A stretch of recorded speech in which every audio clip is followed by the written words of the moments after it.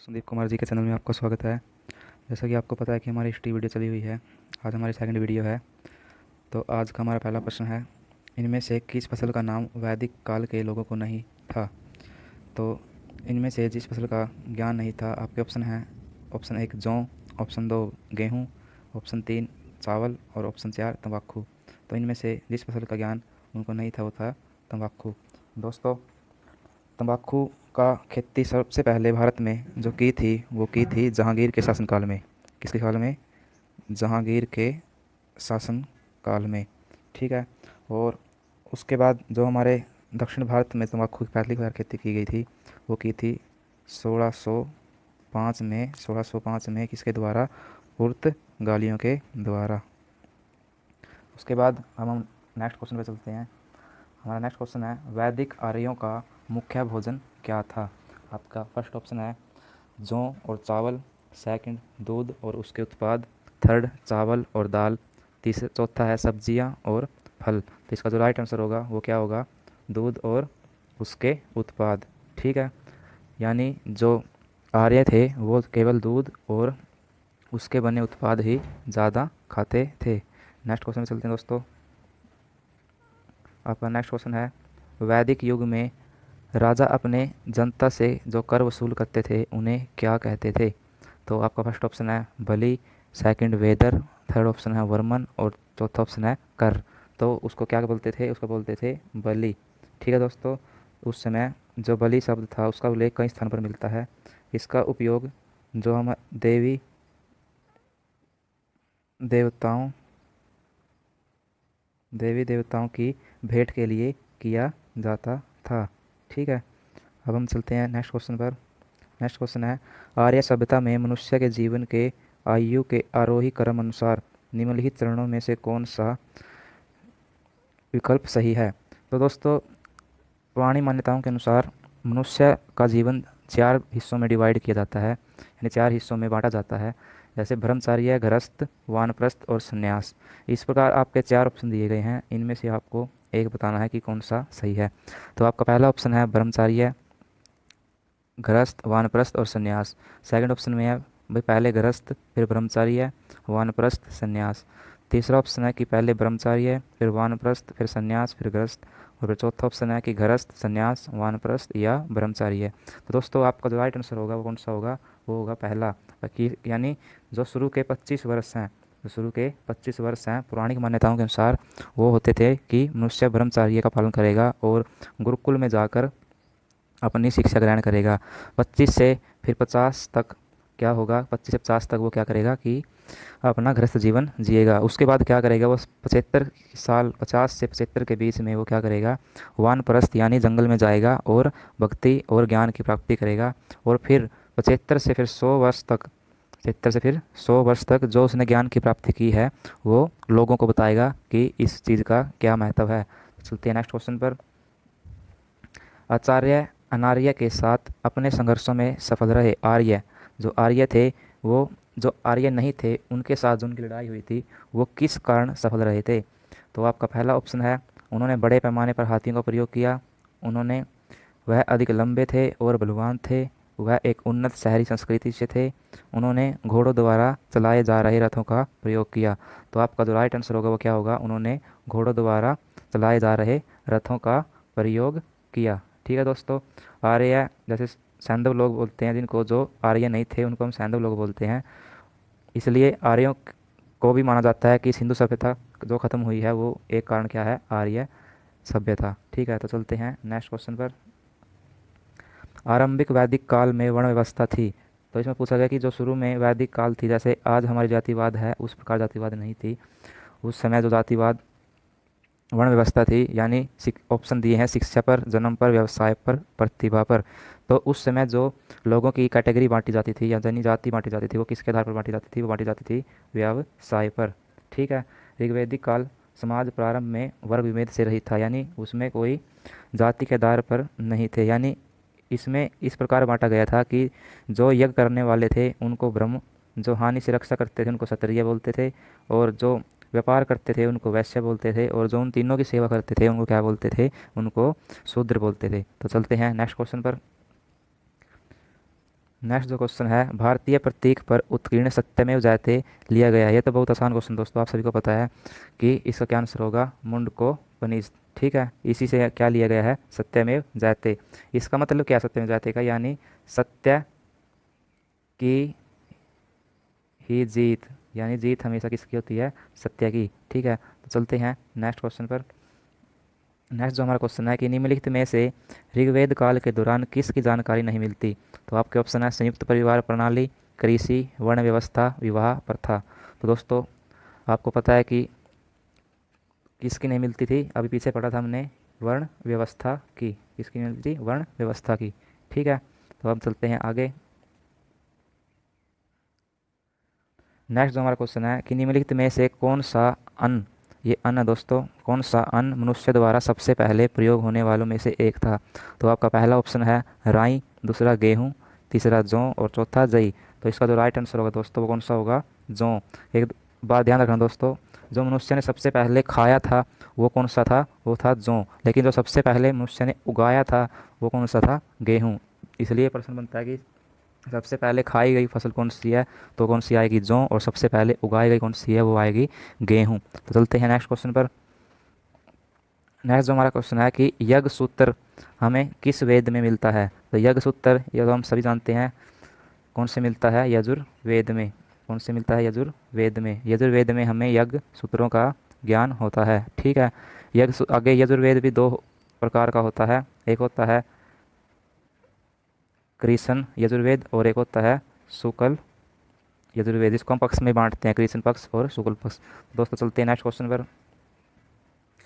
तो अगला जो हमारा क्वेश्चन है ये कौन सा है, जुरासिक काल का माना गया पूरी तरह तैयार वृक्ष फॉसिल कहाँ पाया गया है। तो पहला ऑप्शन पिथौरागढ़, दूसरा ऑप्शन छत्तीसगढ़, तीसरा ऑप्शन है रामगढ़ और चौथा ऑप्शन है बहादुरगढ़। तो दोस्तों इसका जो राइट आंसर होगा वो कौन सा होगा, छत्तीसगढ़। ये कहाँ मिला था, 2012 में।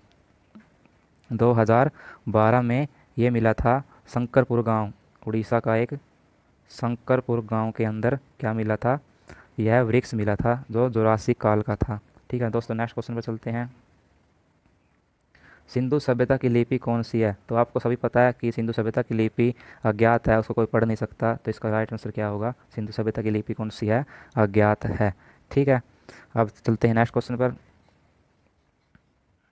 निम्नलिखित में से कौन सी जनजातीय सभा सामान्य रूप से जनजातीय सरदार के चुनाव में शामिल होती थी। तो आपको पता है दोस्तों, उस समय दो प्रकार की समितियां होती थी, एक का नाम समिति था और एक का नाम था सभा। तो इस जो घटनाक्रम में भाग लेती थी वो कौन सी भाग लेती थी, वो लेती थी समिति।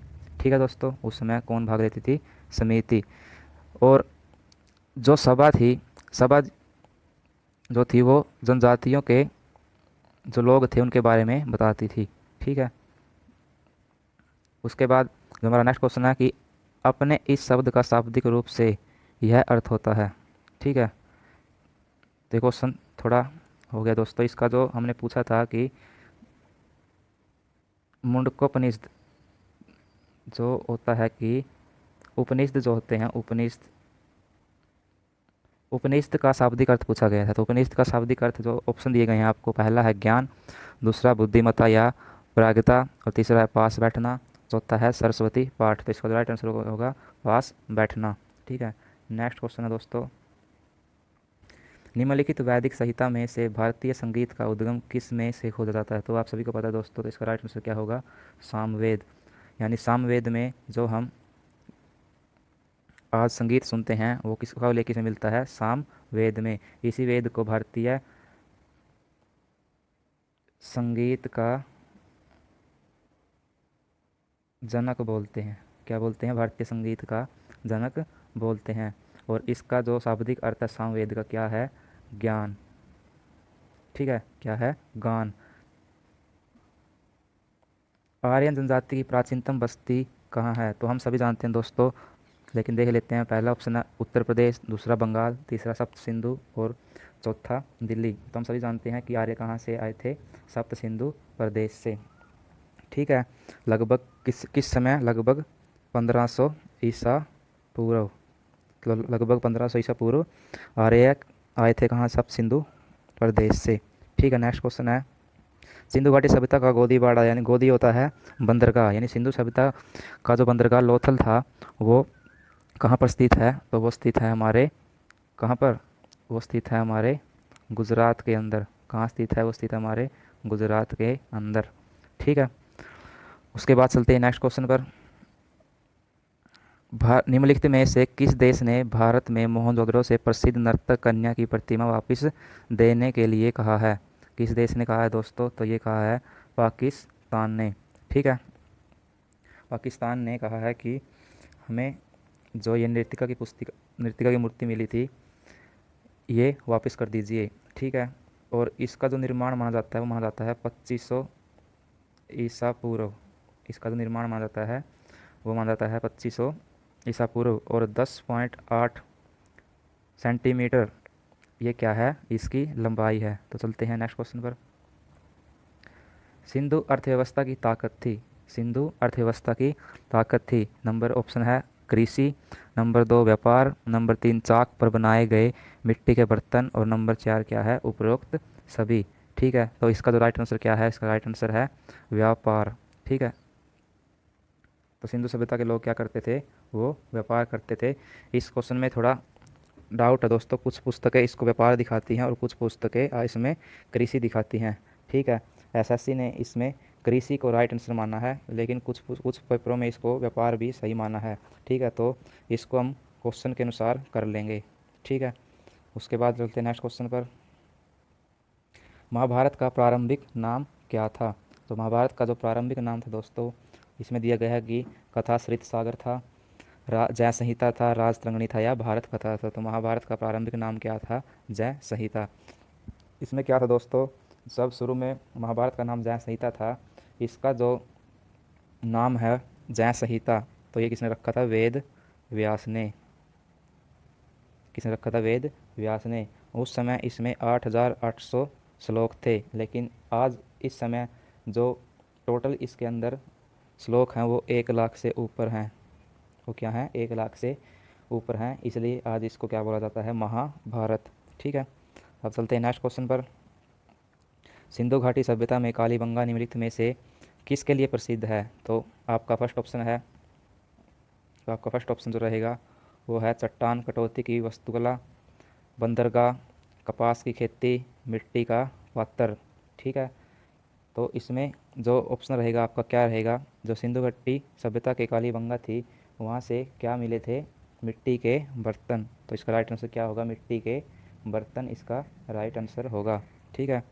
अब उसके बाद जो हमारा नेक्स्ट क्वेश्चन है कि जिस मनुष्य ने दक्षिण भारत का आर्यकरण किया, कि वह मनुष्य कौन था जिसने दक्षिण भारत में आर्य समाज को पहुंचाया? तो आपका पहला ऑप्शन है याज्ञवल्क्य, दूसरा ऑप्शन है वशिष्ठ, तीसरा ऑप्शन है अगस्त्य, और चौथा ऑप्शन है विश्वामित्र।